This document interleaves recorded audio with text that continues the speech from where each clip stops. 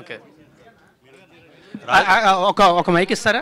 రాజు గారు రాజుతారన్ నేను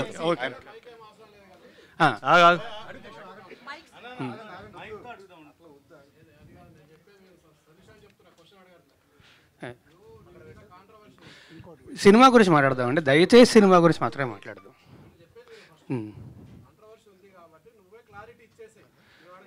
నేను ఫస్ట్ డే వచ్చి క్లారిటీ ఇచ్చానండి. గురు అదే అడుగుతున్నాను విను. లక్ష్మి ఆగు ఒక నిమిషం. రాజుతారన్, మామూలుగా మీ ప్రెస్ మీట్కి ఇంత మీడియా ఇంత హడావుడి అనేది ఉండదు. అదే ఇందాక కూడా అదే అన్నా కదా, ఇటు కొట్టినప్పుడు కూడా ఎంతమంది రాలేదు. అదే నేను మళ్ళీ చెప్తున్నాను. ఏమడుగుతున్నానంటే ఆల్రెడీ కాంట్రవర్సీ వచ్చింది, అందరికీ తెలుసు. దాన్ని కవర్ చేయడం కోసమే అంత మీడియా వెయిట్ చేస్తుంది. అవునండి. మీ తిరుగుబాటు అయిపోయిందా, ఇంకా తిరుగుబాటు సరిదిద్దులో ఉందా? First point. ఎలిగేషన్స్ వేసేవాళ్ళు వచ్చి బయట మాట్లాడతారు. నేను ఎలిగేషన్స్ వేయట్లేదు, ప్రతి దానికి నా దగ్గర ప్రూఫ్ ఉంది. నేను లీగల్గా ప్రొసీడ్ అవుతా. నాకు భయపడాల్సిన అవసరం కానీ ఏమీ లేదు. ఖచ్చితంగా నేను లీగల్గానే ప్రొసీడ్ అవుతున్నా కూడా. ఆల్రెడీ నా దగ్గర ప్రతి ప్రూఫ్ ఉంది. ఇప్పుడు వాళ్ళు చేసిన అందరి మీడియా ముందు చేసిన ఎలిగేషన్కి దేనికన్నా సరే మీరు ఇన్ని రోజులు మాట్లాడే మాటలు విన్నారు, కానీ ఏ రోజన్నా ఒక ప్రూఫ్ అడిగారా? ఆ ప్రూఫ్లు వాళ్ళు చూపించాల్సింది చూపిస్తున్నారు. ప్రూఫ్లు వాళ్ళు చూపించలేదండి. ప్రూఫ్లు వాళ్ళు మేము కోర్టులో చూపించుకుంటా ఉన్నారు.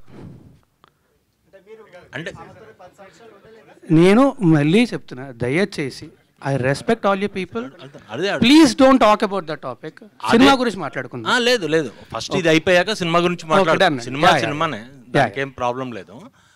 అంటే మెయిన్ ఎలిగేషన్ ఏంటంటే మీరు లివింగ్ టుగెదర్ అనేదే మెయిన్ ఎలిగేషన్. నేను ఫస్ట్ డే ఆవిడ వచ్చి మాట్లాడిన రోజు, ఫస్ట్ డే వచ్చి మీడియా అందరితోనే మాట్లాడాను.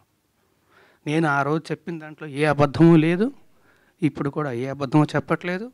అబద్ధం చెప్పాల్సిన అవసరం కూడా నాకు లేదు.